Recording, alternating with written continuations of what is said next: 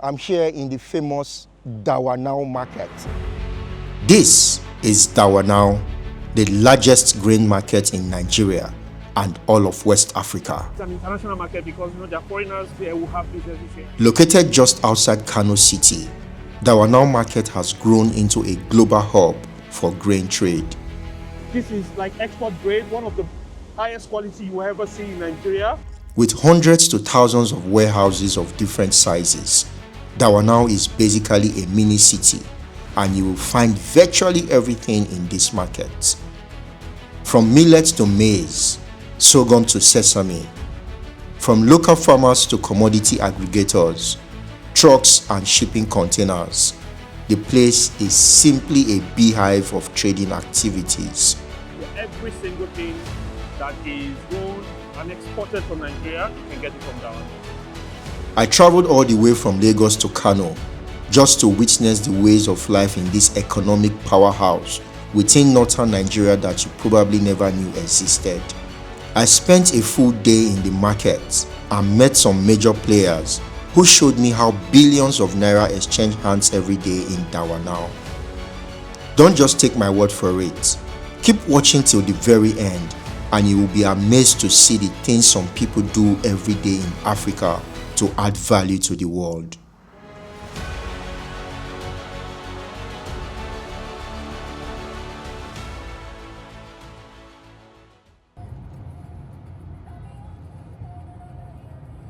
I arrived at the famous Dawanau Market, and I was relatively surprised to see that it still appeared rural compared to the volume of transactions that occur here per minute. Most of the inner roads were untarred, and people were going about their normal routine. I began my exploration in a warehouse that is operated by a young man who exports very high quality cleaned grains to the Asian market. As I navigated the dusty streets to his warehouse, I kept asking myself what makes someone leave Lagos, Nigeria's commercial capital, which is over 800 kilometers away, to build a business in the heat and chaos of Kano's Dawanau Market. I couldn't wait to find out. I'm here in the famous Dawanau Market. It's the largest grain commodity market in the whole of West Africa. I'm going to talk to a number of people who are doing wonderful things in this place. Right now, I'm in a warehouse, a very big, massive warehouse here in Dawanau, and I'm just in front of the gates. I'll go right in and we'll talk to someone who is adding a lot of value to the economic ecosystem, the agro space that we have in Nigeria. And I'm so amazed when I heard the person's story, and I'm like, why not? Let's go showcase this story. So follow me, guys. Let's go explore this warehouse. Thank you very much for willing to share your story with us. So this is Dawanau Market, right? This is Dawanau Market. This is the second site. This is the new site. The old site is on the right-hand side when you're coming in, but this is the left-hand side where it's a bit lighter in terms of presence, but it's also growing very fast, as you can see from the constructions going outside there. For every single thing that is grown and exported from Nigeria, you can get it from Dawano. All of the surrounding countries around Cameroon, Chad, Benin Republic, Niger, all aggregate here. It's an international market because there are foreigners. My next door neighbor there is a Chinese. There are all foreigners here who have businesses here, and Indians here, Lebanese, everybody here doing business and looking how to add value to the Nigerian economy. We do many commodities, but our flagship commodity is Cassiatora, which we do out of this warehouse here. We also have another operation out of Nasarawa State where we do sesame seed. The locals call it Ridi, and it's Cassiatora is even Ridi, sesame is more popular than Cassiatora. Most people don't know Cassiatora; they don't know the value, but it's a very big spice in the ethnic Chinese community. So they use that tea, herbal, and they consume a lot. Last year we did about 5,000 tons, and I'm not the only player in the market. There are several thousand tons. This year we're talking about 11,000 tons. So this is quite interesting to hear, that the major products you are working out from this warehouse is something that is considered weed in Nigeria, but you are able to put some value into it and export it. And if I hear you correctly, you are doing about 11,000 tons. Wow, that's massive. 11,000 tons is a huge volume of grains. I was eager to see their warehouse setup, and Bolahon was happy to give me a tour. So what we have here is a Babel machine. It's a Babel cleaning machine.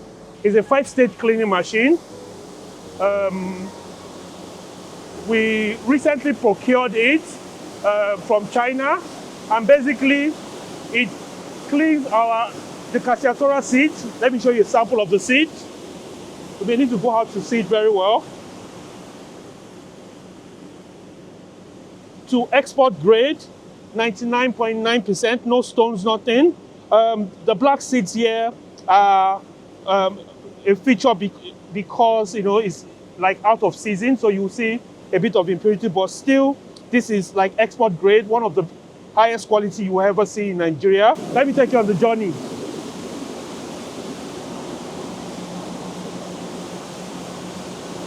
So this is the first machine.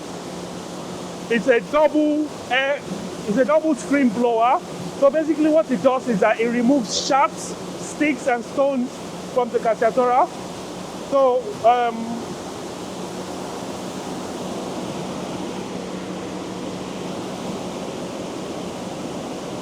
it removes all of this. Then also this. These are bad seeds with sticks. Yes, this is the loading point where they load it in, and from there it goes through this machine and it's cleaned. So it goes here.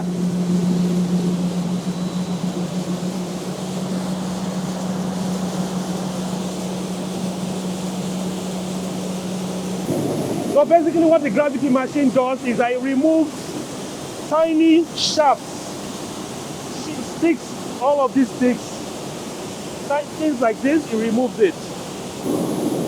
So now this is the polisher. This is where all of the dust is generated from. Basically what it does is that it cleans, it rubs together the seeds, makes it shiny. You'll see the shiny in the output there, or you can also get it here. So it comes here, which is the grading machine. The grading machine, basically what it does is that it sorts the seeds into different sizes. So the very large seeds come here, all other seeds go here. Nothing beats knowing your process as a business owner. I was impressed with how well Bolahon was in tune with his business operations and actively involved from end to end. Very impressive. Yeah. I thank you for showing this to us. But I have a few questions. And the first one is, for an operation of this magnitude, typically, how many people do you employ to help you achieve this value chain creation you are doing here? So we have, in total, which is inclusive of Kano and Lagos, we have 7 full-time staff and 17 casual workers. So on the average, Yes. you plus you inclusive, Yes. you are providing employment opportunities for about 25 people Yes. in Nigeria. Definitely. Yes. Wow, this is really, really impressive. Yes. Now, how did you come into this business? A long story. So my experience has always been in telecom industry. I worked in the telecom industry for about 17 years. I think a bit more than that also, can't remember very well. So after the COVID, telecoms was for, well, my kind of telecoms, we had a dip in business during the COVID period, and I was looking at, okay, what are the opportunities available for someone with my skill set? So one of the things I looked at was I'm interested in food. I'm interested in anything, because I think that if I take a cue from former CEO of Amazon, he says that he looks at what does not, what some people are looking for, what changes, and they are putting their expertise into it. He's looking at what does not change, and they are focusing on it. And I'm looking at it in Nigeria, what is not going to change. People are going to eat, and as our population gets larger, there will be need for more food. So I was always interested in food. I did, I registered a food company. I was doing some market survey in Mile 12, trying to see what are the opportunities. And I came across a friend who's also an exporter, and he was like, oh, I'm into export business. Oh, that's interesting. And we said, okay, maybe I just go with him to Kano one of these days. That was my first time ever traveling to Kano, and I went to him, and he was going about his business, and I was also looking around and like, what are the opportunities? What can I do? And I stumbled upon this seed, Cassiatora, and for me it was the right because commodity business is big money business. You need a lot of funds to be able to run commodity business. For cassava at that time was very cheap commodity. Was at the time we started was about 15 naira per kg. Now we're doing about between 250 to 300 naira per kg for raw. So 70 naira was just the right amount. And like, look, this is something for a newbie like me to start with. So, and that's how I jumped into it. I'd registered my company already. I did all of what I was supposed to do, NEPC, got in touch with shipping line, started reaching out to people outside the country, are you interested in cassava? I got some leads, and here we are now. A trip to Kano with his friend became the turning point for Gbolahan. He saw an opportunity and took immediate action. Here we are today. You started very small. Yes, definitely. And I would believe when you started small, you were doing manual cleaning. Yes, we were. But now you are doing a mechanized cleaning, yes, and you are doing large volumes. So I'm trying to put it in context.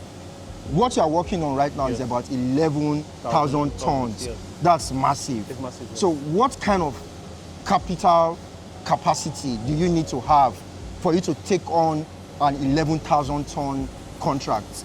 So based on I told you the cost price right now, you've been 250 per kg. So $250 $250 or 250 naira. I'm talking about the naira, the acquisition cost. Okay. Now, I'm not even talking about the transportation cost, which ranges between 30,000 naira per ton to 45,000 naira per ton to take to Lagos, depending on the trucking company, depending on the kind of agreement and your bargaining power.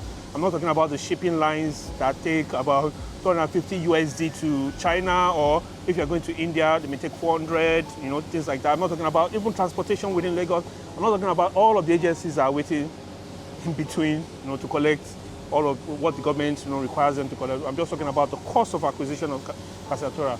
A ton of a kg of cassava is between 250 and 300, and so if a ton is about 250,000, then 11,000 tons is 11,000 times that. You can imagine.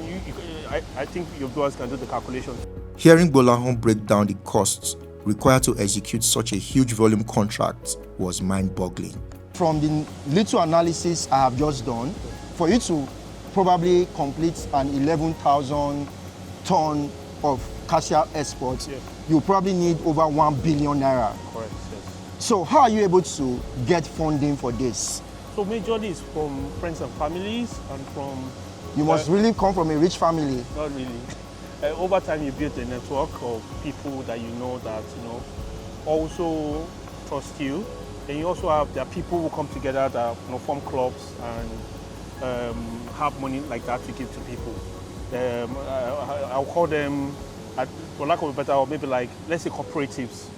The lack of a better word, they're like informal companies. They may not be registered, may not have, maybe they may be flying under the radar, but these people have funds that they give to you.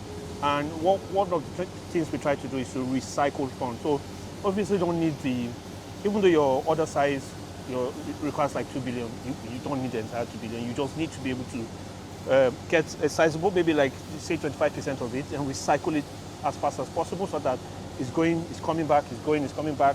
As long as you have favorable terms with your customers that are buying these things from you, they'll pay, and you're delivering on time, and they have trust in you, then you shouldn't have a problem. What is the future for this? Where do you see yourself? Because a few years ago, you didn't have a cleaning machine. Yes. Now you do have this. Is this where you want to be, or there's a next level? So for me, the next level is to be able to... so, for example, I was in China last year, and we went to all of the major markets where these things are sold to retailers. One of the markets in the middle of China, Boju, I was there, and I could see, there's also a cleaning process. Even as my product's one of the highest grade in the market, without any doubt. But when it still gets to China, there's still it still goes through some cleaning process. We want to be able to get to a point where they're buying from us from Nigeria here, and there's nothing to be done again when it gets to China, and they're selling straight into their market. So we want to be able to add value to that extent. We also want to be able to extend to other commodities also. Take, for example, sesame. Nigeria is one of the biggest countries that sources our exporters of sesame in this West African sub-region, and a lot of it comes from the Nasarawa, all scattered around the north. we want to be able to add value to sesame such that we can sell to the bigger markets. So one of the things we've seen is that most of these commodities, aside from cassava, which is basically something the Chinese use alone, things like sesame, soya beans, cashew nut, things like that, the Chinese, the Indians buy it from here, they take it to their country, the value add on it, and sell it like 3-4 times the price to places like EU and the US. And 3 or 4 times the price? Yes. Wow. Instead of, you just do a bit of value add, not huge value add, a bit, but because our people generally, with time, have been used to just being traders, buy, sell, and that's okay with the little that they have. People like us who have a bit of education are coming into the business to change the narrative to say, why can't I hear what the Indians are earning when it comes to, or the Vietnamese are earning when it comes to cashew nut? Why can't I end all of it end to end and build a factory where I can actually export into Europe, export into Switzerland, export into the UK, and make the most of the value of the product rather than take a bit of it, a tiny bit, maybe 10%, 20%. I don't even think we can end up to 20% of the value of some of the commodities we export here.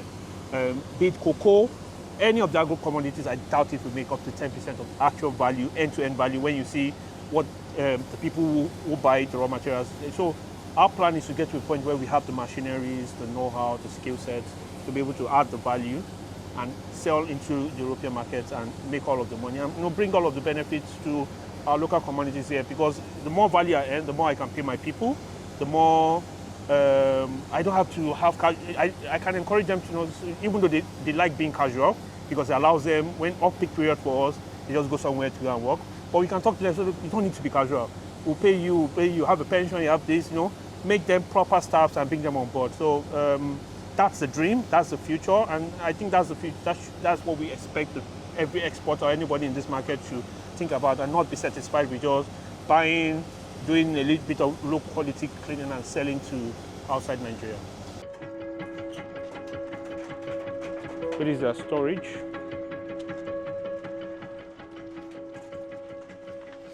You can smell the zobo, Dried hibiscus flower, which is called zobo in the local dialect, is a major commodity that is traded in Dawanau, and its usage is practically limitless. Their concern is that a flower like this, by the time they buy it, package it, they sell it, and by the time it gets to China, it would have broken up, would have crumbled up. Okay. So the Chinese or people are buying always one. The full one. So that at least the number of breakages that they would have when it gets to destination is reduced. My journey into Dawanau would certainly not be complete if I only spoke to an exporter. It was important to get another perspective, and I had to meet a man who plays a different but critical role across the value chain, serving as an aggregator who buys directly from farmers and sells to exporters. I just arrived in the office of a major distributor, a major stakeholder when it comes to commodity markets in Dawanau, Kano State, northern Nigeria. This person has a lot of products, just name them: sesame, cassava, cashew nuts, just whatever you can think of, whatever you need in Kano State, in whatever quantity, in whatever amount. This person is the right person to speak to. And luckily, I've had the opportunity to book an appointment with him, and we're going to hear him. So let's go talk to him. Welcome, sir. Thank you very much. Thanks for having me in your office. You're welcome. Okay. Have a seat. Thank you very much. All right, so my name is Suleiman Anero. I travel around the world just to showcase wonderful stories. And today I'm in Kano, northern Nigeria, and I'm interested to know the story of what happens in this place. There's normally a narrative that goes on in social media or in normal media. Kano is not safe, there are insecurity, and the painting we get online is not also very, very nice. So I decided to come by myself to discuss with people who are here and to hear from them. So is Kano really not safe? Okay, Mr. Suleiman, you're welcome. Thank to you. Kano State. Yes. and particularly to Dawano International Grains Market. As you may know, Dawano is the largest grains market in sub-Saharan Africa, and is located here in Kano State. And despite the fact that there are insecurity in northern Nigeria, but Kano State is one of the most safest and most secured states in Nigeria, Nigeria in general. In Kano, we don't have any issue of banditry, we don't have any issue of Boko Haram, we don't have any other issue of insecurity in northern part of Nigeria. In Kano State, we are safe and secured. So you can feel free, you can feel at home whenever you're in Kano. You can do your businesses. As you can see, there are people from all walks of life, from different countries, not even Nigerians. We have people from Malaysia, from China, from India. They are living here peacefully and they're conducting their businesses. Wow, that's good to hear. And truly, since I came, I've actually been seeing people of different nationalities. Now, let's come to you. And you have a very massive building. I saw your warehouse, very massive. So Dawanau is known as the largest grains market in sub-Saharan Africa.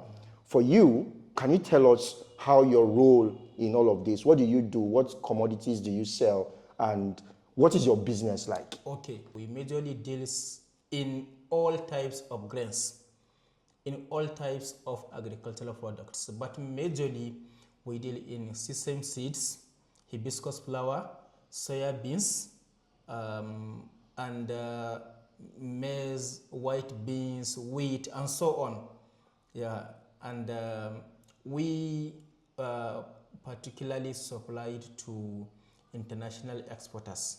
We have exporters that came from China, India, Malaysia. They buy from us. We supply them in bulk, and they export it to their own countries. And we also have Nigerians that are exporting to other parts of the country. So we supply to the exporters. And also we are hoping very soon we are going to start exporting to different parts of the world. I've been trying to move around.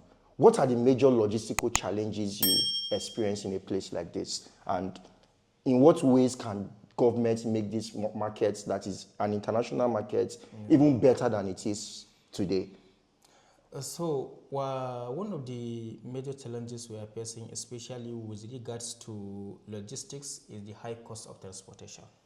Yeah, the high cost of transportation when we are buying from our own local suppliers or from the farmers, we paid for transportation from the source, that is from the originating state. For example, we paid like 3,000 to 4,000 from Yobe to Kano State. And when we are supplying to Lagos, we also, after we process the product, if we want to transport it to Lagos, another cost of transport. So one of the major challenges we are facing is the high cost of transportation. So if government can come in that, I don't know, in the sense, maybe government can subsidize the cost of transport for agricultural products, to go a long way in easing our daily transactions. And secondly, we also have an issue with the cash. Yeah, this raw cash. So funding sometimes is a problem. It's not really funding. Okay. You understand? Because when you say funding, it means when you don't have the money. Okay. You understand? So even when you have the money, to convert the money you have into cash is a major challenge. So cash is like the main mode of transaction in a place like this. So maybe I want to buy something. And the reason why is because we buy from local farmers, local suppliers. You may think that the transfer is now virtually everywhere. You understand? But whenever it comes to this, our business, when you are going to the village market, you wanted to buy from there, a villager cannot accept transfer from you. Are you serious? Yes, serious. So let's say you want to buy goods worth of 10 million naira. They want to give them to cash. Yes, that 10 million naira. Wow. No, you must convert it to cash. And for you, you know how things are these days. You cannot convert 10 million naira free of charge. You must pay a charge. And that's the minimum is is 10,000 naira per 1 million. Wow. 10,000 naira for 1 million. So if you want to get 10 million naira cash, you must pay 100,000 naira. So that 100,000 naira you are going to deduct that automatically from your own profit. So for me, I would say rather than continue to do cash, why don't you try to do more sensitization for these local farmers to make them see the need to adopt transfers as a means of payment? Yes, we do, and especially the leadership of the market is also doing its best. But you know, as individuals, as traders, you understand there's a limit to what we can do. For sometimes, the more you want to sensitize, the more you want to make an awareness, the more you are becoming suspect to these people that these people you wanted to cheat them. Yes, so they want it, and they also. One thing is, if you want to buy like 1 truck of sesame seed, which is estimated about 60 million naira now, you are not going for us, for example. If you are an exporter, you come to us that you wanted to buy 1 truck, we'll just give you 1 truck. But if we wanted to buy 1 truck, we are going to buy like 1 truck is like about 600 bags of sesame seed. So we are going to buy 5 bags from one person, 6 bags from another person, 2 bags from another person. You understand? Yes. At the end of the day, we now Aggregate everything together. Yes, to get 1 truck. So the person that you are going to buy 5 bags from him, he may not even have an account. Yes, he may not even have an account. He may not even have a smartphone that he can. He may not even have a phone at all. Wow. So how can are you going to give a transfer to such kind of person? Wow. So the only thing they see, understand, and accept is their own raw cash. Wow. It's their own money. So we need cash. Especially we do not cash like throughout the year. As you know, this business is seasonal. Yeah. It comes in a season, and once the season finishes, then everything is almost gone. So this season is a harvesting period from October to January or February. You understand? Yeah. So these are the peak of the period of season. So during that time, we need cash. If government can come in, make cash available during this period, after then withdraw your own cash. You understand? Yeah. But that time, from October to February, at least each and every day, we need a cash of at least 100 million naira. Wow. To do our business. On a daily basis. Yes, and remember the charges I told you before. Wow. So you are going to, if you need 100 million naira, you are going to spend 1 million naira to get a cash of 100,000 naira. Wow. Sorry, 100 million. Wow. Yeah. So this is a addition. This is a cost addition to our own profit, which the exporter will not understand or will not even accept that there are charges on cash. No, because you are going to transfer the money to us, and we are going to get cash to buy from local suppliers, process it, and now give it to you as an exporter. So cash is 90% the major challenge of this business as at now. Wow. Wow. Thank you very much for enlightening myself and people who would watch this. And I'm sure this would even motivate a lot more people to visit Kano State, visit northern Nigeria, come to Dawanau, and just move around the markets to see how massive this place is. And maybe for an exporter who is out there, please come to Maruf, and they would give you whatever commodity you need. So thank you very much. I know you're a very busy person, but you had time to talk to us. We are grateful. So thank you very much. Okay. I wasn't sure if I was more surprised to find out that the entire Dawanau isn't connected to the power grid, or that transactions worth millions of dollars are still done in cash every day in the market. Before leaving Dawanau, I drove around for a while to marvel at its countless warehouses and take in more of the place I never knew existed until recently. I was glad I came to Dawanau and truly grateful for the chance to meet someone like Bolahon, who left Lagos for a dusty market in Kano and now helping to feed families across continents. This is not just a story of some men and their warehouses. This is the story of true Nigerian hustle, laced with resilience, potentials, and so much untapped opportunities. This is the untold story of Dawanau, a place that has silently supplied food to the world for centuries. Thank you for embarking on this journey to Dawanau with me and watching till the very end. I'm sure this has brought you some value, and I would now ask you to hit the like button, drop a comment, and subscribe to the channel for more powerful stories from across Africa and the rest of the world. Please proceed to watch the very next video, and I can't wait to see you there.